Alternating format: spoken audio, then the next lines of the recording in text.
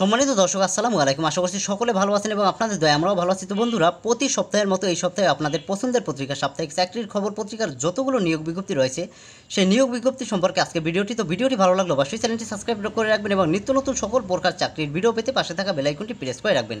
তো বন্ধুরা, এই সপ্তাহে কোন কোন নিয়োগ বিজ্ঞপ্তি প্রকাশ করা হয়েছে এবং কতজন পদ সংখ্যা নিয়োগ নেবে তা আমরা আজকে বিস্তারিত দেখব।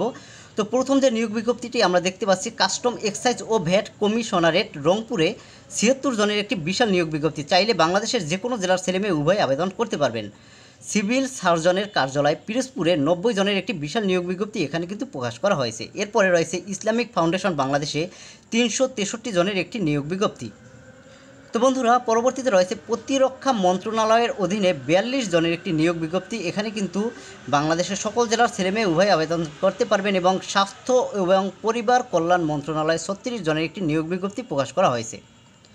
তো পরবর্তী যে নিয়োগ বিজ্ঞপ্তিটি রয়েছে, ঢাকা ম্যাস ট্রানজিট কোম্পানিতে ১২০ জনের একটি নিয়োগ বিজ্ঞপ্তি। এখানে আপনারা যে কোনো জেলার প্রার্থীগণ আবেদন করতে পারবেন। বাংলাদেশ ফার্মেসি কাউন্সিলে ২১ জনের একটি নিয়োগ বিজ্ঞপ্তি। এখানে বেশ কয়েকটি ক্যাটাগরিতে তারা নিয়োগ বিজ্ঞপ্তি প্রকাশ করা হয়েছে। রাজশাহী বিশ্ববিদ্যালয়ে ৬৩ জনের একটি নিয়োগ বিজ্ঞপ্তি এখানে প্রকাশ করেছে এবং ট্রেডিং কর্পোরেট অফ বাংলাদেশে ২২ জনের একটি নিয়োগ বিজ্ঞপ্তি কিন্তু তারা প্রকাশ করেছে।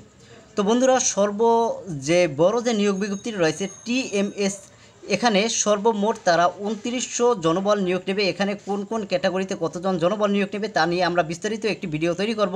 আশা করছি আমাদের চ্যানেলটি সাবস্ক্রাইব করে বেল আইকনটি প্রেস করে রাখলে আপনি ভিডিওটি পেয়ে যাবেন। এবং নিউক্লিয়ার পাওয়ার প্ল্যান্ট কোম্পানিতে ৪ জনের একটি নিয়োগ বিজ্ঞপ্তি এখানে উল্লেখ করা হয়েছে।